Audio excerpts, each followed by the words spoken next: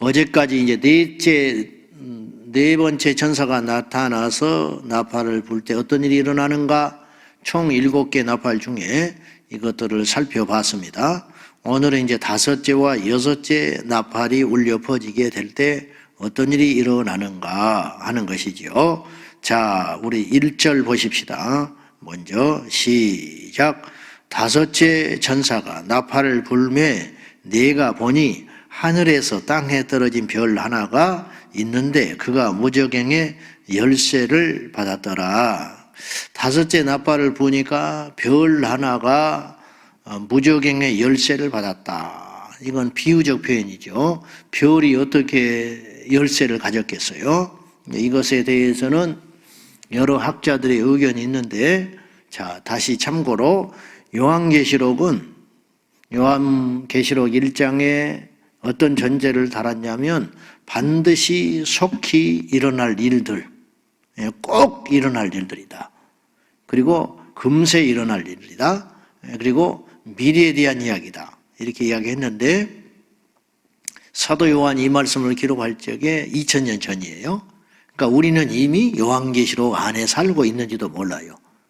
그러니까 요한계시록은 시대별로 이게 순서대로 시간으로 편성도 되어 있지만 중간중간에 삽입된 것도 있고, 예를 들면 지금 다음 장부터 등장하는 10장부터 14장은 마지막 나팔 지금 6째까지 불었고 7개 남았죠. 7번째 남았잖아요. 근데 그 사이에 네 장이 들어와 있어요. 7장도 삽입적이라고 그랬어요. 인 띄면서 중간에 또 하나가 들어와 있는 이야기. 그러니까 시간대로도 봐야 되지만 의미적으로도 봐야 할 때가 있는 거예요. 그러니까 우리는 이미 요한계시록 안에 들어와 있을 수도 있어요. 지금 이미 되어진 계시록의 완성도 있다 이 말이죠. 되어진 완성된 계시록도 있고, 근데 물론 대부분의 것들은 아직 이루어지지 않은 거죠. 그러니까 우리는 이미 말세에 살고 있다. 우리는 이미 계시록 안에 들어와 있는 것이다. 이렇게도 봐야 되는 거죠. 여름이 가까우면 무화과 잎이 얇아진다. 그렇게 말을 했었어요, 주님이. 그러니까 어느 때부터 여름이라고 말을 못해요. 그냥 사람마다 느낌이 다른 거죠. 어떤 사람은 6월이 되면 여름이라 하는 사람도 있지만 어떤 사람은 7월에 여름을 느끼는 사람도 있죠. 주관적인 것일 수 있죠. 지금 말세라고 생각하는 사람도 있고 아직 멀었다고 생각하는 사람도 있을 수 있어요. 근데 어떤 게 안전하냐면 말세라고 여기고 준비하는 게 안전하겠죠. 자, 1절에 5째 천사가 나팔을 부니까 하늘에서 땅에 떨어진 별 하나가 있는데 그가 무저갱의 열쇠를 가졌다. 이건 어떻게 해석들을 하냐면 보편적 해석은 이게 마귀다. 타락한 천사. 그래서 이사야 14장의 말씀이 떠올릴 수 있는 거예요. 너 아침의 아들 계명성아 어찌하여 열국에 찍혔는가. 이 계명성, 새벽별이라는 말은 마귀의 비유적 표현인데 마귀가 하나님과 대적하다가 찍혀가지고 땅에 쫓겨 내려온 이야기를 이사야서에 기록을 해놨어요. 비슷한 이야기예요. 그가 무저갱의 열쇠를 가졌어요. 하늘의 천국의 열쇠를 가졌다면 그분은 주님이시죠. 근데 이가 무저갱의 열쇠를 받았는데 이가 그러니까 마귀다. 무저갱의 열쇠를 여니까 어떤 일이 일어나느냐?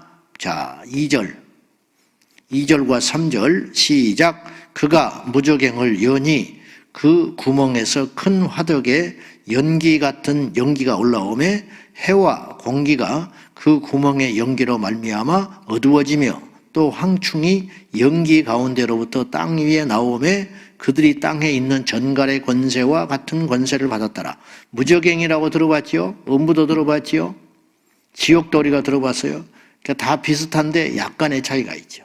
무저갱은 어떤 용도로 하나님께서 만들었냐면 이미 무저갱은 존재해요. 앞으로 만들어질 게 아니죠. 음부도 존재해요. 무저갱은 어떤 용도로 성경에 쓰이냐면 천년 왕국 기간 동안에 마귀와 그 수하의 하수인들을 가둬놓을 장소로 무저갱이 나와요. 나중에 보면은. 근데 이 무저갱의 열쇠를 마귀가 받아가지고 열었다.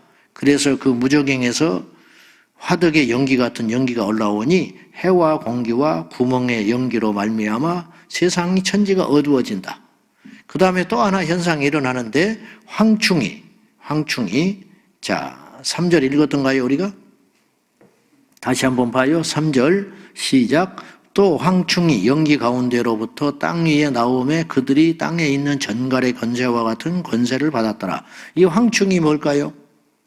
다른 번역의 성경을 보면 메뚜기로 이야기를 해요. 메뚜기인데 사실 잘 모르겠어요. 근데 일단 메뚜기라고도 해석이 가능하고 또 다른 해석이 가능한데 일단 이제 요한이 봤기 때문에 이걸 정확히 우리는 모르겠어요. 근데 이 황충, 이제 대부분 메뚜기라고 해석을 하는데 메뚜기가 사람은 각종 수목을 해야지 아니하고 이 땅에 메뚜기가 무적행 음부에서 올라오는 이유는 뭐냐면 이 땅에 있는 수목 같은 것을 전부 해야 하고 그 다음에 또 하나는 두 가지 역할 때문에 일어나는 일인데 이 땅에 푸른 숲 같은 것을 전부 해야지 않고 오직 원래 메뚜기는 그런 거 해야 하는 거거든요. 농작물 해야 하는 거예요. 역사에 보면은요, 농작물의 피해를 메뚜기가 했다는 일이 엄청나게 많아요. 서부 개척시대, 미국의 서부 개척시대에도 메뚜기가 출몰해가지고 어떤 현상이 일어나냐면 영화 같은 거 보면 열차가 막 이렇게 서부 이렇게 지나다니잖아요. 열차가 못 다녔대요. 얼마나 무시무시하게 뭐 수십억 마리씩 출현을 하니까 메뚜기들이 출현해가지고 이 철로에 이 장악을 하고 있어가지고 열차가 가면 바퀴가 헛돌아 버렸다는 거예요. 바퀴가. 깔려가지고 죽으면서 해가지고 그래가지고 할 수 없이 모래를 퍼다가 그 메뚜기 사체 위에 뿌려가지고 이렇게 열차가 지나가는 그런 이야기가 일어나는데 그 당시 피해가 오늘날 우리 지금 현대 화폐 가치로 따지면 약 6조 원의 피해를 줬대요. 6조 원. 메뚜기가 출현해가지고 물류가 원활하지 못하고 파괴하고 뭐 삼림 같은 거, 집 같은 거, 가옥 같은 거 심한 경우에는 메뚜기가요 굶주리면 사람도 공격한답니다. 그러니까 다 뜯어먹어버린대.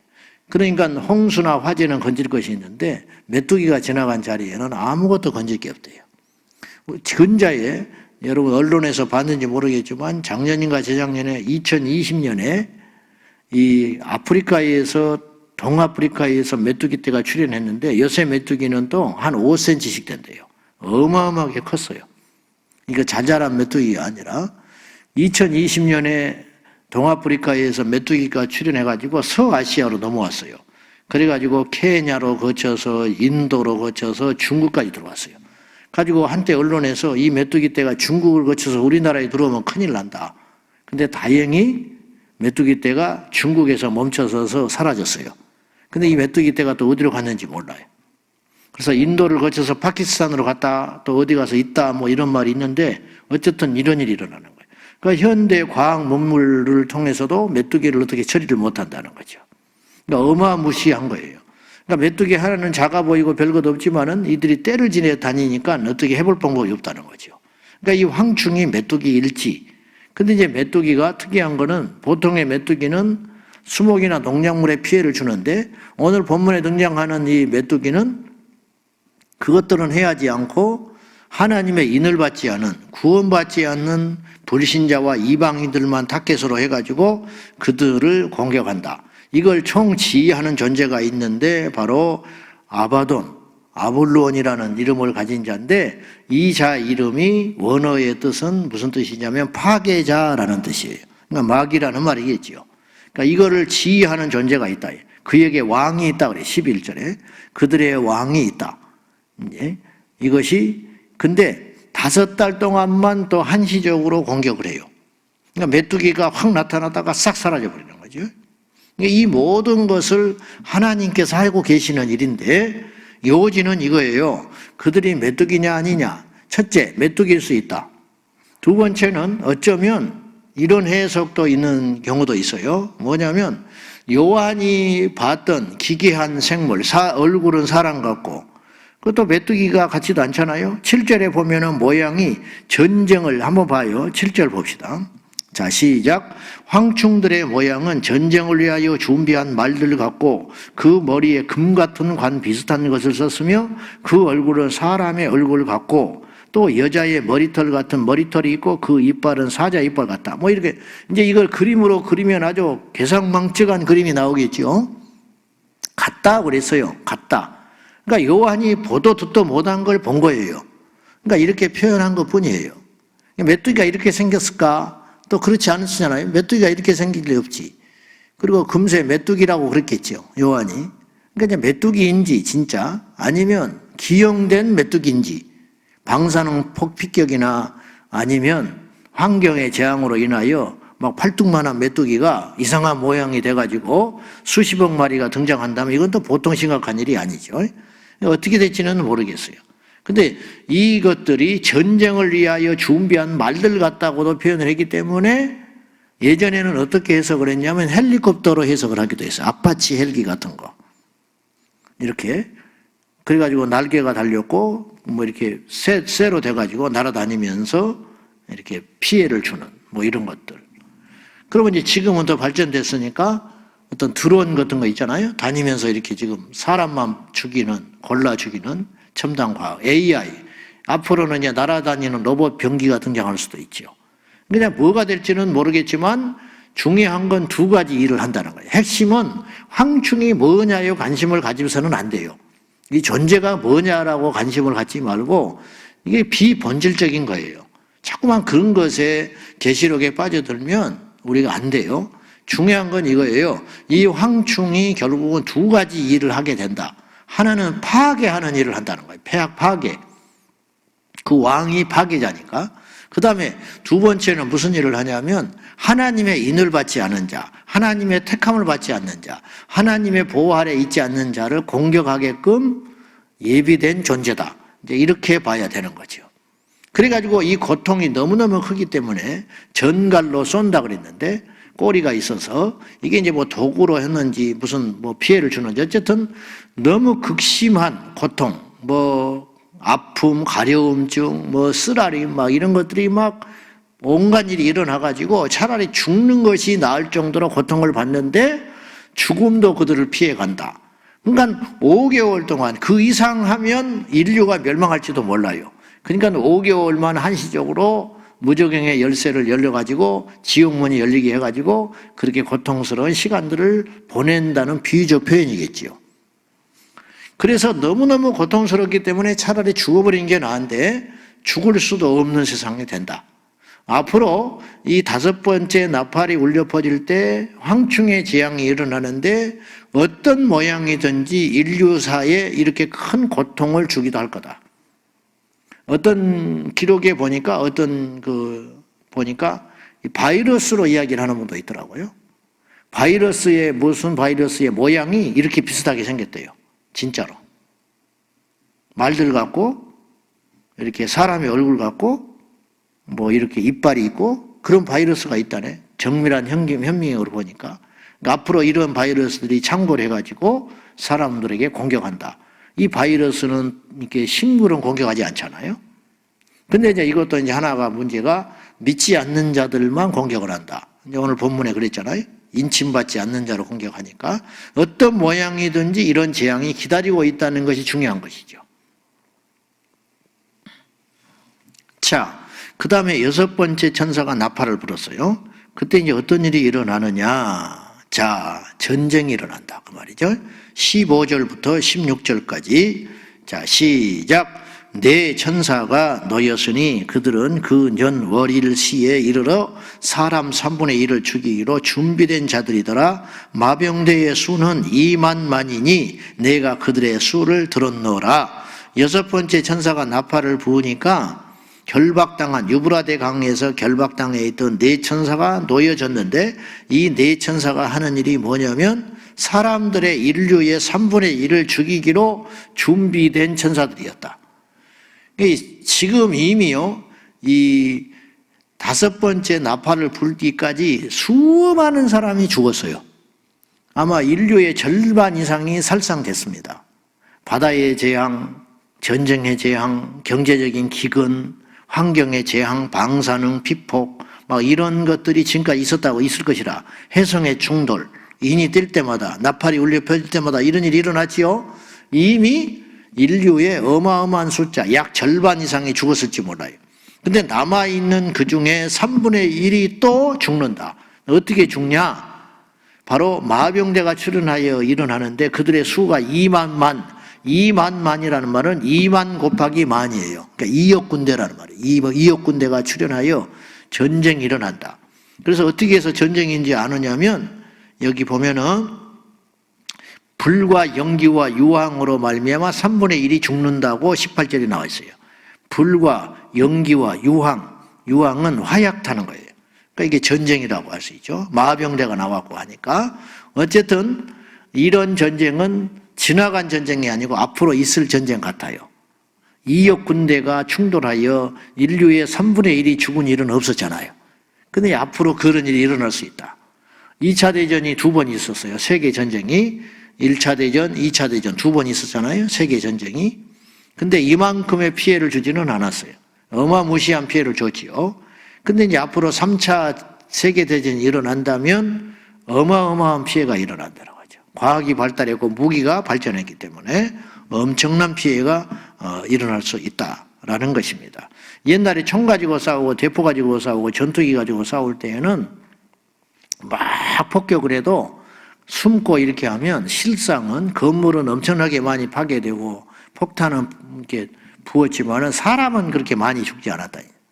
그러니까 월남전 같은 경우도 밀림에 숨어버리고 어쩌고 하니까 베트공들을 사람들은 실상 그렇게 막 죽이는데 굉장히 애를 먹었지요.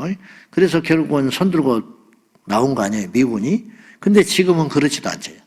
갱도에 숨어도 지하에까지 들어가서 폭탄 때려버리고 그 다음에 문제는 이제 무인 폭격기가 나왔다는 거예요. 무인 폭격기.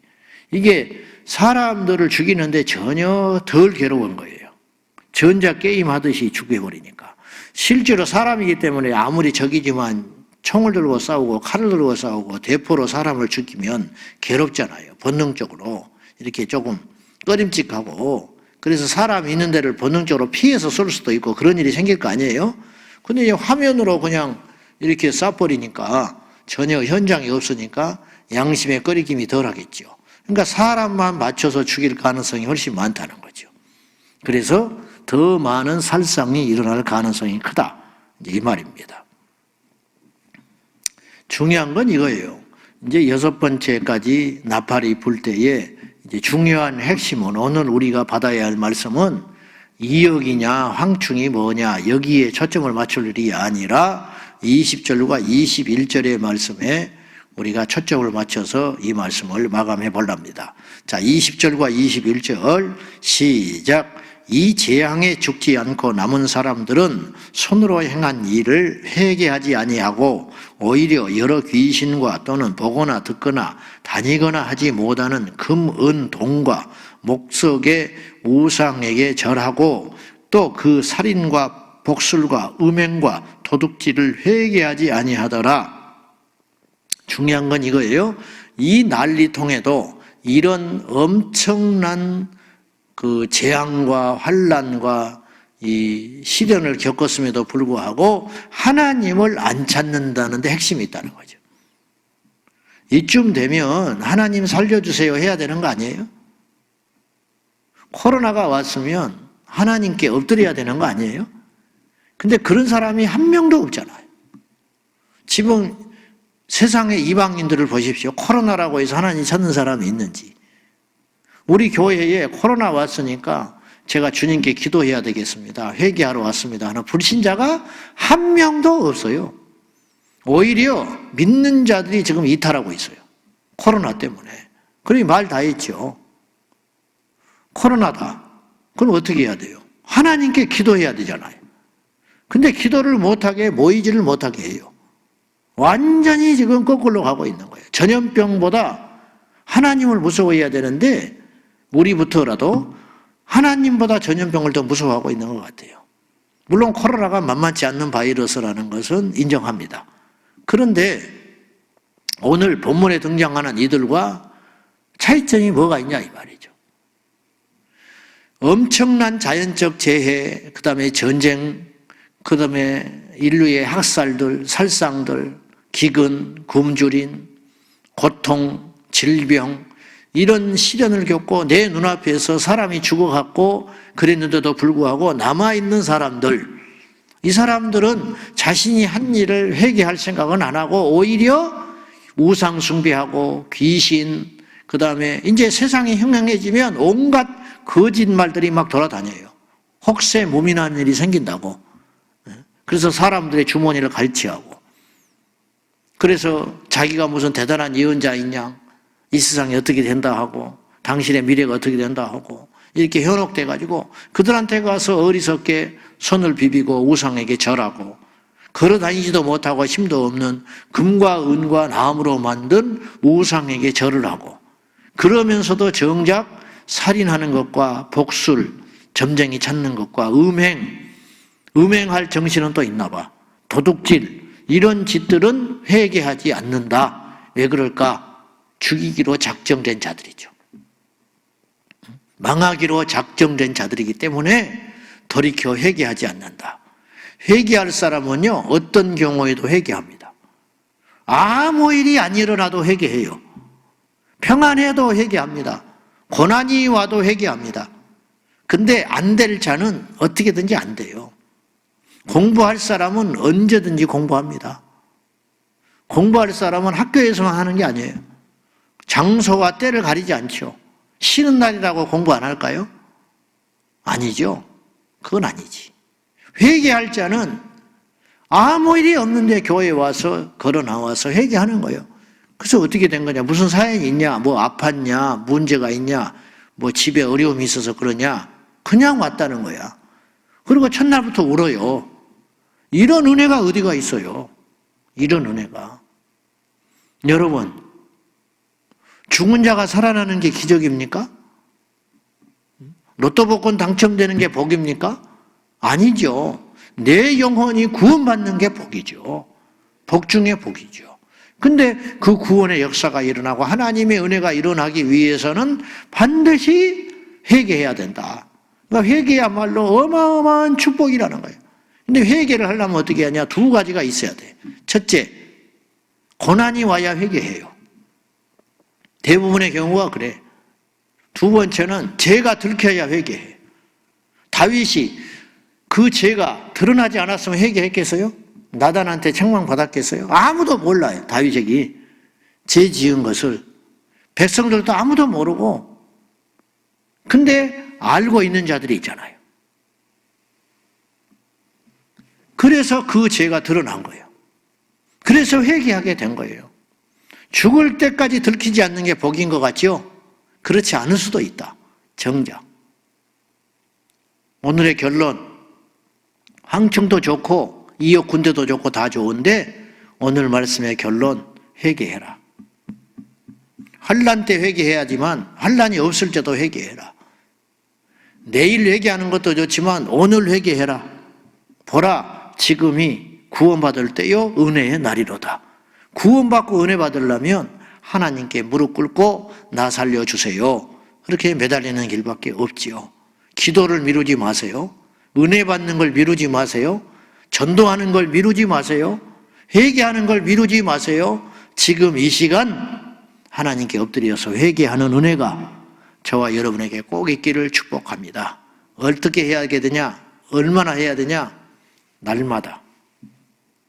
날마다 회개해라. 저부터 시작해서 우리 온 성도들이 날마다 거짓말을 회개하고 살인을 회개하고 음행을 회개하고 손과 발로 지은 죄를 회개하여 여호와의 심판을 면하고 이 무시무시한 고통을 면하고 마지막 때에 하나님 앞에 구원받는 은혜가 저와 여러분에게 있기를 축복합니다. 장수가 복일까요? 오래 살면 뭐 하겠어요? 시편 90편에 사람이 70이요 강건하면 80이라도 그 80년의 세월을 살아도 모세가 120살까지 살았는데 별것 없다. 수고와 슬픔밖에 없다. 그리고 살같이 빨리 지나가더라. 이렇게 이야기했잖아요. 오래 살아본 사람이 그렇게 말했으면 그 말이 맞는 거예요. 솔로몬이 뭐라고 그랬습니까? 온갖 부귀영화를 다 누려봤지만 헛되며 모든 것이 헛되더라. 그러면 그 말이 정답인 거예요. 우리가 못 누려봐서 그렇지, 다 안 살아봐서 그렇지, 인생은 빠르고 수고와 슬픔밖에 없다. 그러니 우리의 소망을 이 땅에 둘 필요가 뭐가 있습니까? 나그네인데 우리의 소망을 하나님께 두고 거룩함만 쫓아가며 주님 보실 때 나를 어떻게 평가할 것인가? 여기서 관심을 가지고 오늘 하루도 지혜롭고 현명하게 생각하고 행동하여 회개하여 주님 만나는 은혜가 저와 여러분에게 있기를 축복합니다. 기도하십시다. 얼마나 강팍한지 황충이 출몰하고 하늘의 문이 열리고 그리고 이 성경에 이미 예언했잖아요. 이런 것들을 훗날의 사람들이 알 거예요. 근데도 회개를 안 한다.